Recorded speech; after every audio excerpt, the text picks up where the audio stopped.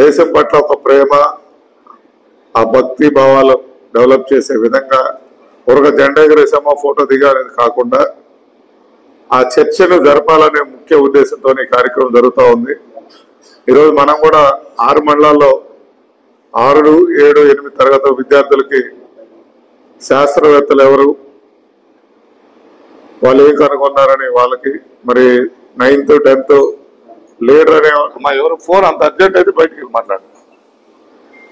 పిల్లల భవిష్యత్తు 7, 8, 9, 10 తరగతుల వాళ్ళకి నాయకుడు అంటే ఎవరు, ఏ విధంగా ఉండాలి, వాళ్ళు ఏం ఆశిస్తున్నారనేది వాళ్ళ వ్యాస రూపంగానే, పోటీ రూపాన లేదా వీడియో రూపాన తెలియజేయమని చెప్పి స్థానికంగా ఉన్న మండల అధికారులకి, మరి హెడ్ మాస్టర్, హెడ్ మిస్సెస్ అందరికి చెప్పి వాళ్ళలో పోటీ తత్వంలో వాళ్ళు ఎక్స్ప్రెస్ చేసింది ఎవరైతే పాజిటివ్గా 1st, 2nd ర్యాంక్, 3rd ఉందో ఏ కారణం చేత మనం ఇచ్చామో వాళ్ళు చెప్పిన భావాలు ఏమున్నాయనేది పిల్లల దృష్టికి తీసుకెళ్లాలనే ఉద్దేశంతోనే మరి అదేవిధంగా ఈరోజు పవన్ కళ్యాణ్ గారు అయితే మంత్రివర్యులు ప్రత్యేక పంచాయతీలో కూడా జెండా పండుగ చేస్తే గతంలో 250 రూపాయలు ఇచ్చేవాళ్ళు దాన్ని 25,000 దాకా కూడా ఇవ్వడం జరుగుతుందని వారు తెలియజేశారు.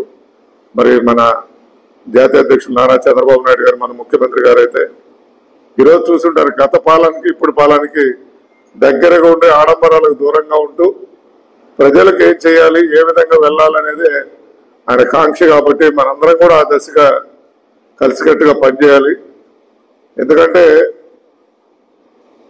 మనం ఇంకా అభివృద్ధి చెందుతూనే ఉన్నాం. 75 ఏళ్ల స్వాతంత్రం తర్వాత కూడా స్వాతంత్రం వచ్చి మనం స్వయం కృషిగా డెవలప్ చేసుకునే పరిస్థితి, ఇంకా ఎదుగుదల. India is a developing country అని అంటున్నారు కానీ డెవలప్డ్ కంట్రీ అంటాం లేదు. కాబట్టి డెవలప్ అంటే అందరం కృషి చేయాలి.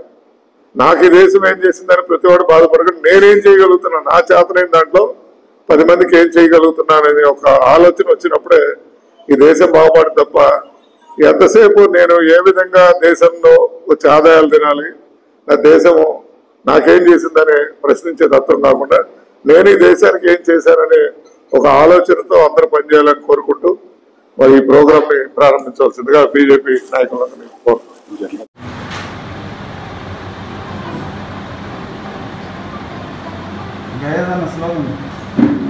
भारत माता की जय, भारत माता की जय, भारत माता की जय।